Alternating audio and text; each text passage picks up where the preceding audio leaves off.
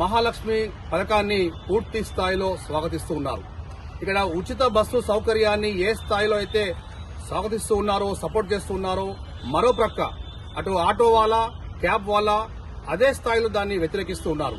So దీనికి సంబంధించి JSW TV, జై స్వరాజ్య వరల్డ్ టీవీ ఈ మహాలక్ష్మి పథకము అందుబాటులోకి వచ్చిన మొదలు పెడితే ఈ రోజు వరకు ఈవెన్ భవిష్యత్తులో కూడా ఈ ఆటో వాలా, క్యాబ్ వాలా యొక్క సమస్యను, వారి యొక్క దీన స్థితిని తెలంగాణ కాంగ్రెస్ ప్రభుత్వం దృష్టికి తీసుకుపోయే ప్రయత్నంలో మనము అప్ టు డేట్ ఇస్తూ ఉన్నాము. సో దాంట్లో భాగంగా ఈరోజు ఆటో వాలా వివిధ డ్రైవర్ సంఘాల యొక్క నాయకులు మనతో ఉన్నారు.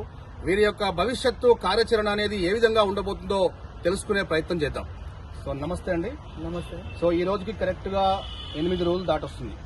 మరి మీ యొక్క పరిస్థితులు చూస్తే ఎప్పటికప్పుడు ఇంకా ఉగ్ర రూపాన్ని దాలుస్తూ ఉంది. మరి మహాలక్ష్మి పథకంపై మీ ఆటో వాలా ఏమంటుంది? ఈరోజు గవర్నమెంట్ పెట్టినటువంటి మహాలక్ష్మి పథకం వల్ల మహిళలకు లాభం జరుగుతుంది కావచ్చు, కానీ మా ఆటో డ్రైవర్లు మాత్రం పొట్ట కంప్లీట్ కుట్టడం జరిగింది.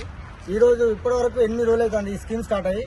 ఒక్క మహిళ కూడా మా ఆటో వైపు కన్నెత్తి చూడడం లేదు. మేము ఆటో నడుపుకునే జీవనం సాగించే పరిస్థితి మాది.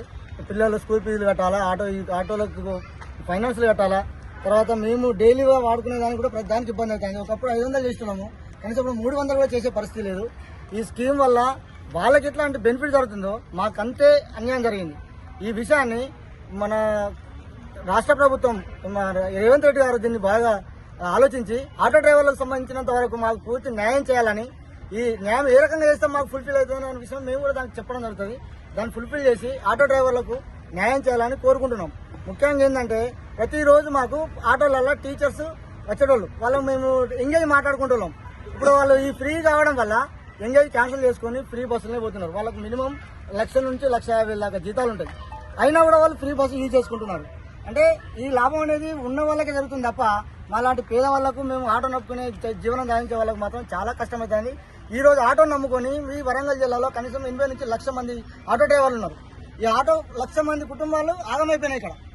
ఈ విషయాన్ని ఖచ్చితంగా మేము ఖండిస్తున్నాము. ఎందుకంటే దీన్ని ఇది తొందరలో మాకేమన్నా మార్గం చూపెట్టి మేము మా బతుకులు సవ్యంగా సాగడానికి మాకు ఉపాధి కల్పించే మార్గం చేసి ఆటో డ్రైవర్లు న్యాయం చేయాలని మేము కోరుకుంటున్నాం. సో మీ యొక్క భవిష్యత్తు కార్యాచరణ ఎలా ఉండబోతోంది? భవిష్యత్తు కార్యాచరణ ఖచ్చితంగా మేము రోడ్ల మీదకి వచ్చే పరిస్థితి ఉంటుంది. ఎందుకంటే మేము మాకు ఏ అవకాశం లేనప్పుడు ఏమవుతుందంటే మేము రోడ్ల మీదకి వచ్చి హ్యాంగింగ్ చేసుకోవడమో, ఉరేసుకోవడమో చేయాలి. ఎందుకంటే మా పిల్లలు పోషించుకోవాలి, మా కుటుంబాన్ని పోషించుకోవాలంటే మా సంపాదన మీదే ఆధారపడి మా కుటుంబం, ఒక 2 పిల్లలు, భార్య, మా అమ్మ, మా మీద 5 ఆధారపడి ఉన్నారు. వీళ్ళకి మేము ఎట్లా తీసుకుపోవాలి? ఈ రోజు 500 తీసుకుపోతేనే ఓ 200 రూపాయలు, 300 రూపాయలు ఖర్చులో పోను. హాస్పిటల్ పెట్టాలంటే 200 రూపాయలు సరిపోయే పరిస్థితి లేదు. కాబట్టి డ్రైవర్ల కోసం మీరు ఏం చేస్తే మేము బాగుపడతాము, మాకేదైనా ఉపాధి చూపెట్టి మీరు మహాలక్ష్మి స్కీమ్ కంటిన్యూ చేయండి. మేము మహాలక్ష్మి స్కీమ్ను మేము వ్యతిరేకిస్తలేము. ఎట్లయితే మహిళలకు ఉపయోగపడుతుందో మాకు డ్రైవర్లకు కూడా ఉపయోగపడే పని చేయాలని మేము పదే కోరుకుంటాం. ఇది ముందు ఉధృతం చేస్తాం చాలా.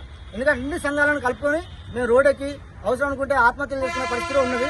ఆ డ్రైవర్లు ఫైనాన్స్ పెట్టలేక తొందరగా గుర్తించి మాకు న్యాయం చేయాలని కోరుకుంటున్నాం.